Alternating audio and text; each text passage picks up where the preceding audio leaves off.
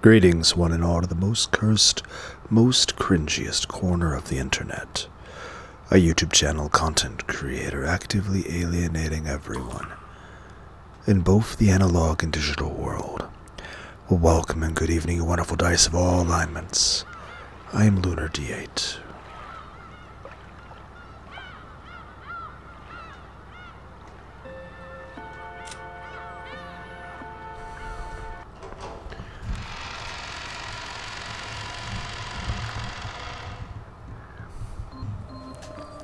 It seemed that Gape was making fun of Virgilia, having tripped her up in some stupid way. They were spinning Leah, Leah, Leah, and Gap, Gap, Gap, Gap at each other. But this is a sideshow. Kenzo and Renove had opened a new bottle. Oh, you're back. How were the results of Battler's test? Maria's test got passing marks with no complaints, you see. I've despised her as a little girl. But see, why, oh my, not bad, not bad. Wahahaha. It seemed like Kenzo was dead drunk. Facing Beato who would return, he laughed at the same level of tension as the time they'd left for the tests. However, Nove and Virgilia instantly noticed the change in enthusiasm. Gape also froze her expression and went silent. Waha, what is it, Beatrice, my beloved witch? Not enough to drink, not enough on the side. Let's pour it all over a cow or something, and roast it whole. Ooh, not bad. Renove, prepare one right away. Beatrice, let's leave the results of Battler's test for later. Why don't we have a toast with spare rib first? Ooh, ha ha. Roast yourself whole. Ha ha ha ha. What? The witch, who had spoken bluntly, coldly passed by Kenzo's side as he doubled over laughing in a great mood. Then, behind the witch's back, the old summoner's body suddenly went up in flames. Gah! Gwa ga yo, why? As crimson flames spat out from his eyes, mouth, nose, every hole on his body, Kenzo rolled around. Even though it was a terrible hellfire, it didn't burn anything except Kenzo. Kenzo didn't have a clue what was going on, unable to understand why Beatrice, who had been in such a good mood, had suddenly turned so cold he rolled around. The dancing silhouettes of the witch and demons created by the massive rolling torch looked like a group of excited spectators around a burning at the stake. However, the eyes of the demons who watched over it were indifferent. When Kenzo finally stopped moving, the fire disappeared, leaving a pitch-black corpse.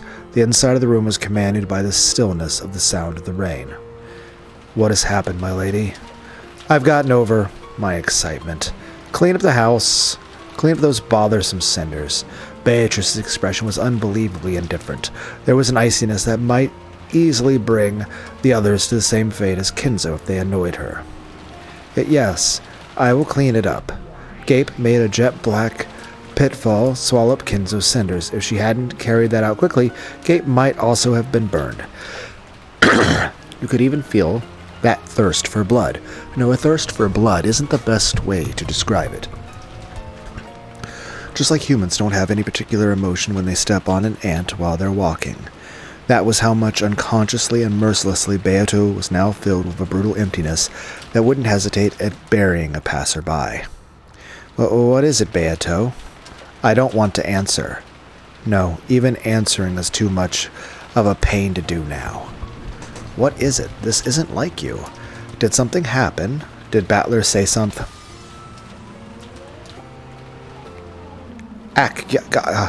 Beatrice didn't even answer.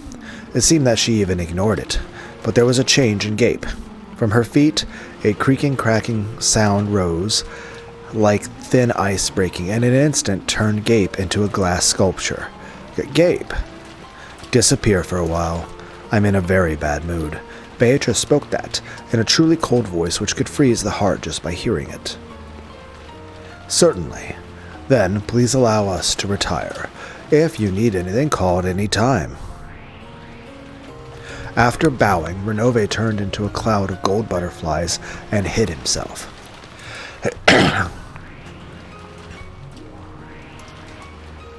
After turning Gape, who had become a sculpture, into a cloud of gold butterflies, Virgilia also turned into a cloud, which mixed in with the others and disappeared. In the study made untidy by drinking, Beatrice stood still, alone. Since the time she had returned, her expression hadn't changed in the slightest.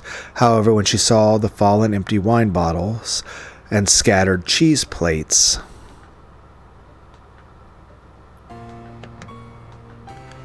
her brow furrowed and she looked a bit displeased, and when she whispered disappear in that instant, the room was cleaned up in a flash as though nothing had happened. The reception chairs were neatly arranged, and there was no wine or cheese. There were no stains or scattered trash either. To the contrary, even the air had frozen over, and enough to make one doubt whether a large number of noisy people really had been in this room until a short while ago. The study had returned to silence. In that silent, frigid study, where even the air had frozen, Beatrice stood still. Then she called, muttering, "Battler, are you there?" "I've been here for a while. What the hell's going on with you? You've been strange since a short while ago." "Do I seem strange?" "My apologies. Even though you were drinking so happily with that damn geezer, you suddenly burned him up? And your demoness friend is a glass sculpture?" "When you told the demon butler and your teacher to leave, they disappeared right away at your words. Just how fickle and selfish are you?" "Battler, I'm done." "Done with what?" "I've grown bored of this." "Huh?" Well, you were the one who started this game. If you had enough, that's great for me. So basically you're giving up?" "I am not giving up. I am simply ending it." "No, I won't even end it. I am just abandoning this game for all eternity." "Doesn't that mean you're giving up?" "Nah, the words 'got bored of it' and threw it away fit you perfectly." "That is correct. I grew bored of it, and am throwing it away. I don't care what happens next. It can remain abandoned and gather dust as much as you like." "What's going on with you?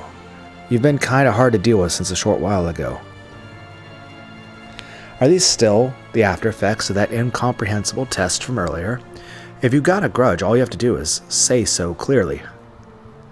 You said in red that it has nothing to do with you, but that's gotta be a play on words, right? It's written all over your face. You have a grudge against me. How many times will I have to say it? I have no grudge against you before you'll understand. At the time you committed your sin, I did not exist. As Beatrice spoke with an offended expression, her face twisted to look even more displeased. Fickle, inconsistent, moody, temperamental. Selfish and simple-minded and cruel, but even so, she hadn't shown an expression as strange as this one once until now. Well, you are the one who provoked me into this game. I'm a bit let down that it wasn't resolved, but feel free to invite me again if you feel like it. But when that happens, allow me to politely refuse, okay?" He intentionally spoke in a mocking tone, but Beato showed no reaction. Battler hung his head and clicked his tongue. "We've circled around October 4th and 5th over and over again, but I finally had just about enough of this role. This way, the boat will come tomorrow." "That's right.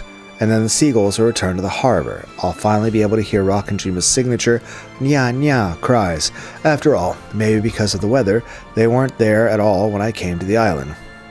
When the seagulls cry, everything will end, I guess. All's done. The end. All done. The end. What a relief." "Exactly what is it that you're misunderstanding?" What'd you say?" "I said that nothing would end. With this, everything will be abandoned. The game will be forgotten, and the pieces on the board will be abandoned as they lay. There will be no advancing or returning, no taking and being taken. No victory, no defeat, not even a tie. Just abandoned. Doesn't that mean it's over?" "Wrong.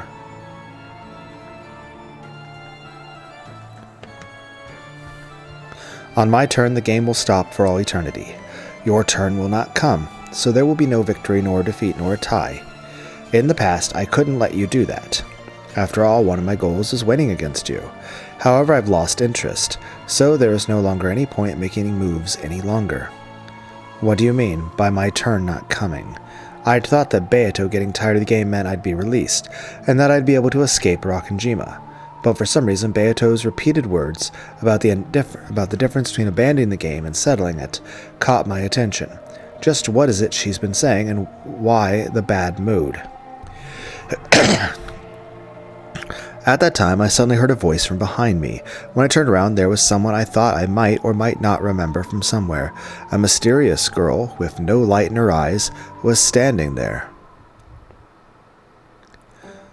What this kid's saying goes something like this.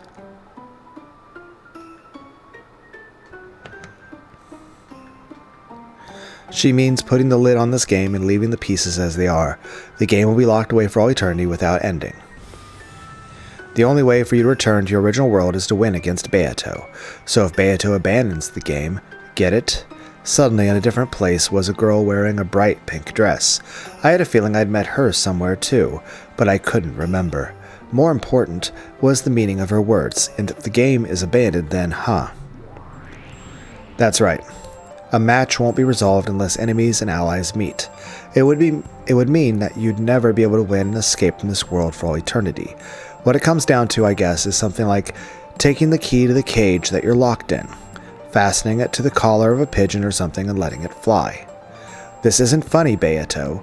We didn't come this far just to watch such a boring game. Calling it a day like this is no joke. I agree with Lambda. I came here to make Battler win, and to make you writhe in defeat. I still haven't achieved that goal. I won't stand for you abandoning the game at a time like this and running away. I acknowledge that it would mean the curtain call for a game that disappoints you ladies. However, I, the host of this tea party, am fickle. Once it's lost its fun, I know no way of entertaining.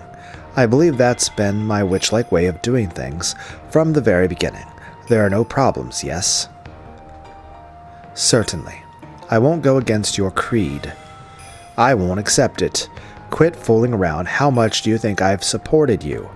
You think I'd be okay with that after all this preparation? Don't mess with me. I'm saying that I have tired of it. Nothing more, nothing less. That's not gonna fly. We'll have you continue this game. You want to win against Battler, right? You want to win and make him surrender, right? You're almost there, aren't you? Am I right? Don't ask me that. But I have an opinion too. Let me say it.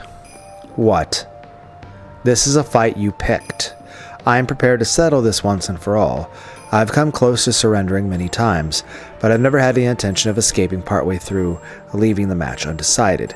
Since I'm here showing the will to fight, you'd better not run away, Beatrice. I agree. Getting Battler involved and then leaving without giving him victory or defeat is just too irresponsible.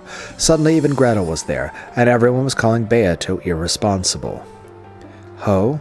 It seems like I'm mostly being called irresponsible because Battler will, as my opponent, be stuck. In that case, Battler, will you step down from being an opponent as I shall? That way I will have done nothing worthy of criticism. If I step down, will I be able to leave Rakanjima? There's no chance you'll be able to leave. Just be covered in dust and let it pile up on your shoulders. Quit fooling around. What an irresponsible person.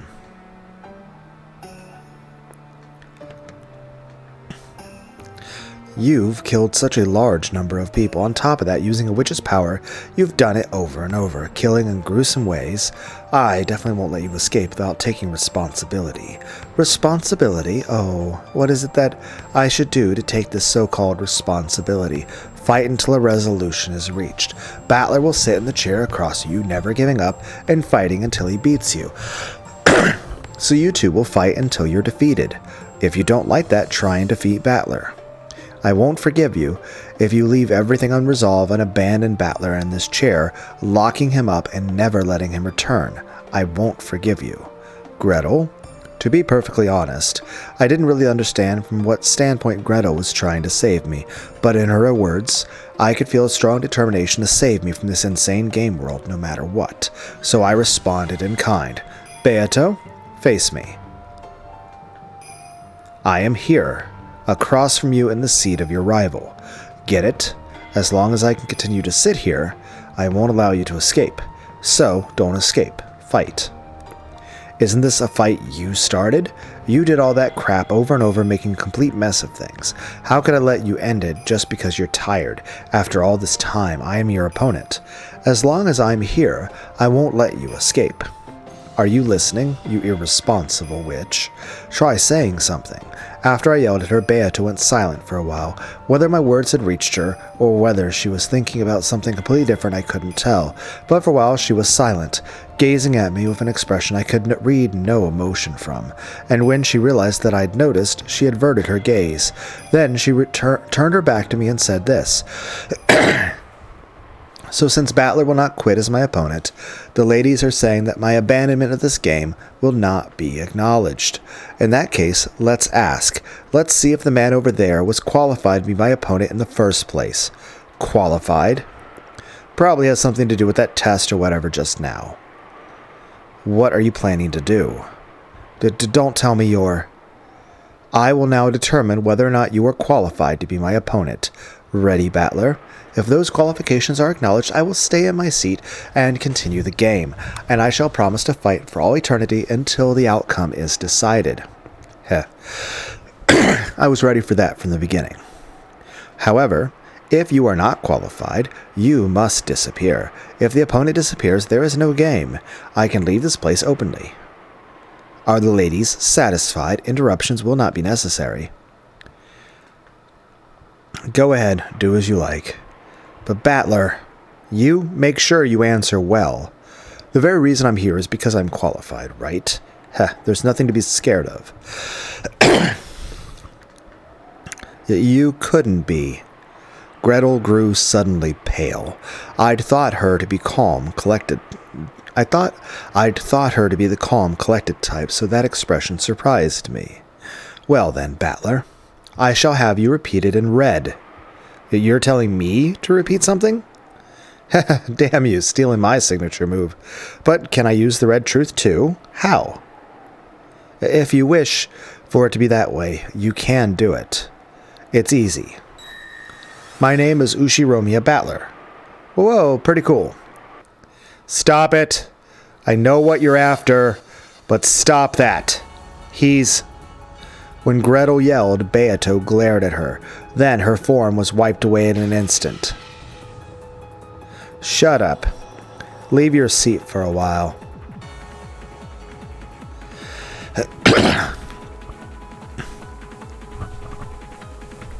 You too, ladies. If you interfere, I will not hold back. We won't get in the way. Go ahead, do as you like. But Burn, this is bad. She's trying to erase Battler. What's that? What's she planning? Well then, I shall question your qualifications. Interesting. Attack and defense are reversed from a normal game. This is a very precious experience. Coming at the very, very end. Ready? Listen carefully. I will speak with the red first.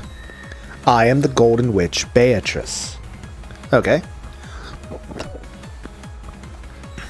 And I opened the game in order to fight Ushiromiya Kinzo's grandchild, Ushiromiya Battler. I know that. So what? Repeat it. Ushiromiya Battler's mother is Ushiromiya Usumu.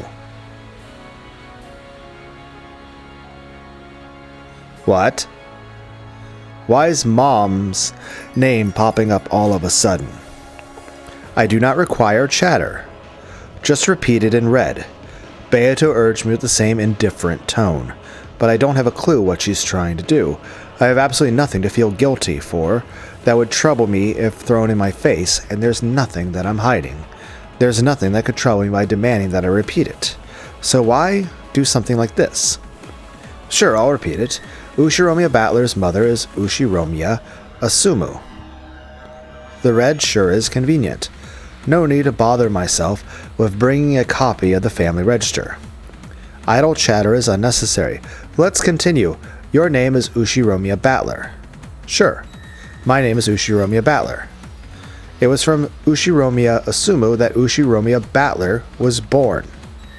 It was from Ushiromiya Battler was... This is not meant to be a tongue twister. It was from Ushiromiya Usumu that you were born. It was from Ushiromiya... But didn't we just say that in red a second ago? Why would it change the second, like...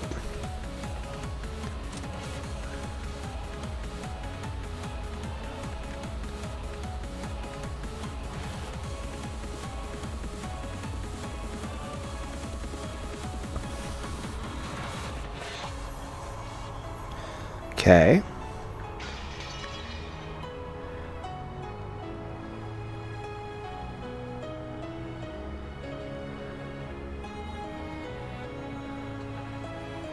Question marks?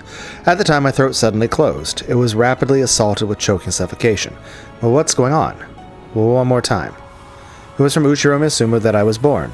Damn. It was from Well, what the hell? Even though I was doing it so easily a second ago, I suddenly stopped being able to get the red to work? Do you refuse to repeat it? I'm not refusing anything. It's not working for some reason. It was from Ushiro Misumu that I was born. Why? Damn it, why can't I use the red? What the hell? Ugh. My mom is Ushiro Misumu, right? Why can't I say that fact in red? What's going on? This is... If you try to forcefully speak red that cannot be spoken, you choke. There is no need to strain yourself. Allow me to use the aforementioned fact to press you in blue. Do you remember? The blue is used to proclaim a theory for the opponent to deny. They are then burdened with the responsibility of denying that in red, and if they do not, it becomes your victory. Then let us begin. Ow, that hurts my eyes. Due to my previous demand to repeat your subsequent refusal, I proclaim that you are not qualified to be my opponent. After all, Beatrice opened this game in order to fight with Ushiromiya Kinzo's grandchild, Ushiromiya Battler. This gave you the responsibility as my opponent to declare in red that you are Ushiromiya Kinzo's grandchild, Ushiromiya Battler. You have refused to repeat that. This means loss of your qualifications. Again, ow, my eyes. To deny something about that in red. Quickly. So sure. I am Ushiromiya Battler. Because I can say that in red, I should be your opponent. It may be a fact that you have the name Ushiromiya Battler. However, people's names are not exclusive. There is a possibility that multiple humans have the name Ushiromiya Battler. In short, this is what it means. You are a different person with the same first and last names as Ushiromiya Misumu's son, Ushiromiya Battler. What did you say? Are you saying that Battler is actually Kairi's son? And that the child that died in pregnancy was actually Asumu's son? Either way, you're still Rudolph's son, so you're still his grandchild.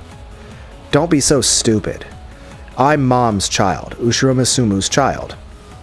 It was from Ushiromiya Misumu that... Damn. Why? Why can't I say that I was born from my mom? How could something so stupid be true? No need to suffer. I will not toy with you. This is checkmate.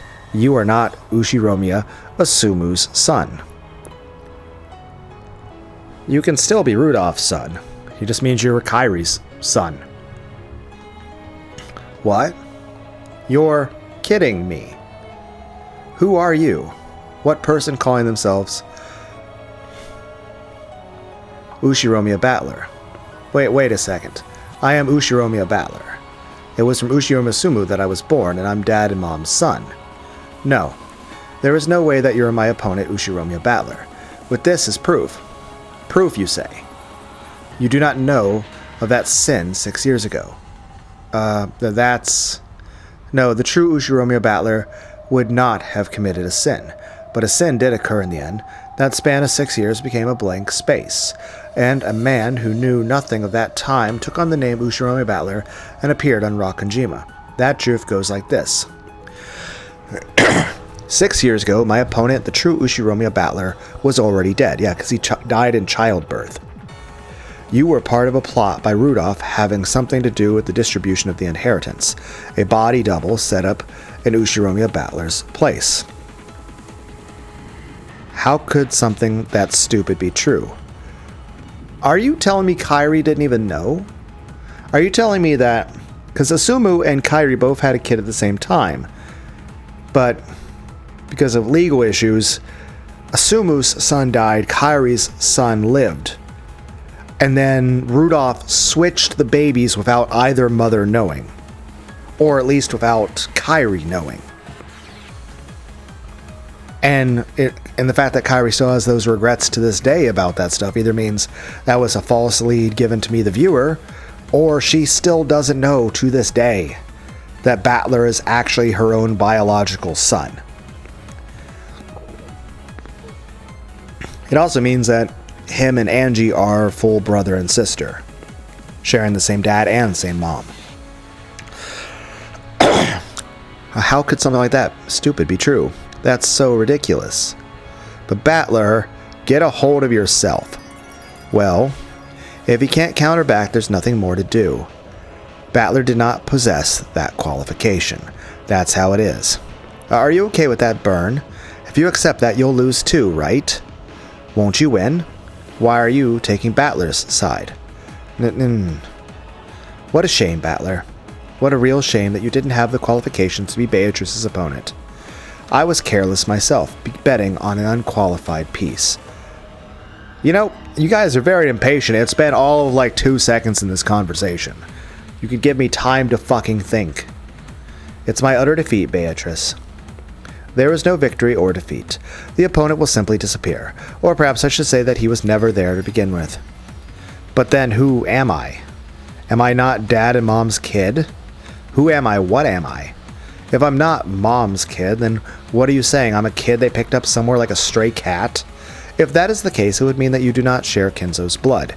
Either way, you are not qualified to compete in this game. We look like Kinzo did in his youth. You're kidding me. You're kidding me. Enough. From the very beginning, I was faintly aware of the possibility that you weren't Ushiromiya Battler. So I had to question you. I had to ask about something the real Battler would have known. What a shame. I even bet on the 1 in a quadrillion chance of a miracle. Hey, you're referencing that one plaque. That you might really be Ushiromiya Battler, but it seems you really are a different person with the same first and last names. Bit by bit, Battler's form began to be clouded by darkness. No, maybe it was the other way around. The whole world was clouded in darkness, leaving only Battler. Battler was down on all fours, hanging his head and repeatedly questioning himself. However, he was not given an answer. In the world stained with darkness, Beato spoke something and Lambda ran up to him, yelling something very quickly, but it already seemed very far away and it didn't reach Battler's ears. Then he, not knowing who he himself was, erased himself. Okay. Battler, Now my opponent has disappeared. Well then, if you'll excuse me. And ladies, you should get ready for your journey. No more festivities have been prepared for you in my territory. It was good seeing you. Goodbye. Without saying anything more, she clouded her own form in darkness as well and disappeared. Well, again, I think what happened is, I think Rudolph is still Battler's biological father. And I think Rudolph got both Kairi and Asumu pregnant. However, Asumu's, and up till now the established narrative was that Asumu's son was Battler, and Kairi's son was a different person. Kairi's child died, and thus, Rudolph was with Asumu. And then, eventually, 12 years later, Asumu dies, Rudolph remarries Kairi and has Angie. But what if, originally, it was Asumu's son that died, Kairi's son lived, and Rudolph switched the two of them without telling Kairi? To even this day, Kairi still doesn't know. Or,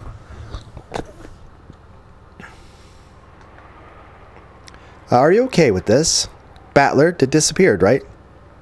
I know how much you hate losing. The other option is this. If Battler can still solve the epitaph, it could still be a win for him. Are you really okay with this? Weren't you betting on my defeat? Good for you then. Congratulations, Lambda. Let's meet again in some other world, okay? Well, this is a world of endless fragments. The chance of us having some connection again somewhere are probably less than 1 in a quadrillion. Anyway, it was fun. Bye. Bye-bye. Wait up. Burn! Chasing after Burn Castell, who had disappeared first, Lambda Delta disappeared as well. After that, everyone was gone, and then the study was now completely empty. It returned to silence almost as though no one had been there from the outset. No one was here in the first place. The silent study spoke wordlessly, and the sound of the wind and the rain began to fill the room bit by bit.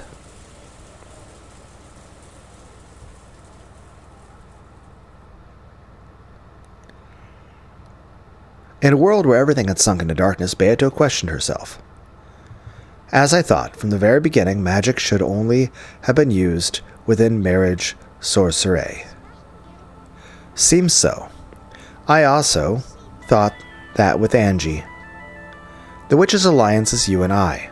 It started with those two. Including other people was our first mistake. It's just so fun. We wanted to add someone close to us in that circle. And we wished that the Witches' Alliance would get really large, that everyone would be able to use fun magic together, and that we'd all be happy. However, only you and I were able to understand magic after all. We are the only 2 witches in the world who were brought together by a miracle. And now, as long as I have Beato, I don't need anyone else. Me too. As long as you are here, I don't need anyone else anymore. In the very first moment that marriage sorcery was formed, it was already complete. That is so. That is truly so.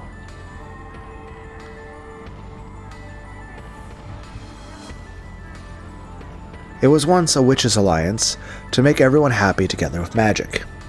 I wonder when it got this screwed up. What did I want to do when I started this game? I can't really remember even that.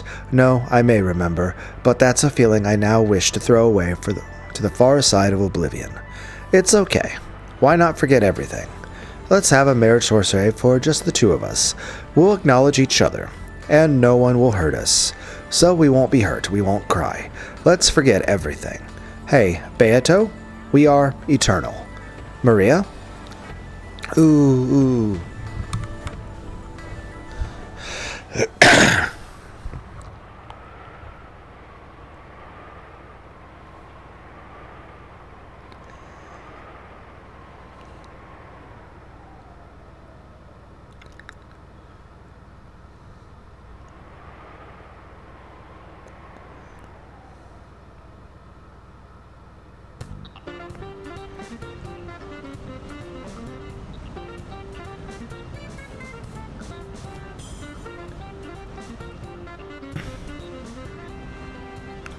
Amakusa, could you turn that off? Whoops, my bad. You don't like Miss Mzaki? I'm just not in the mood. Amakusa turned the radio off.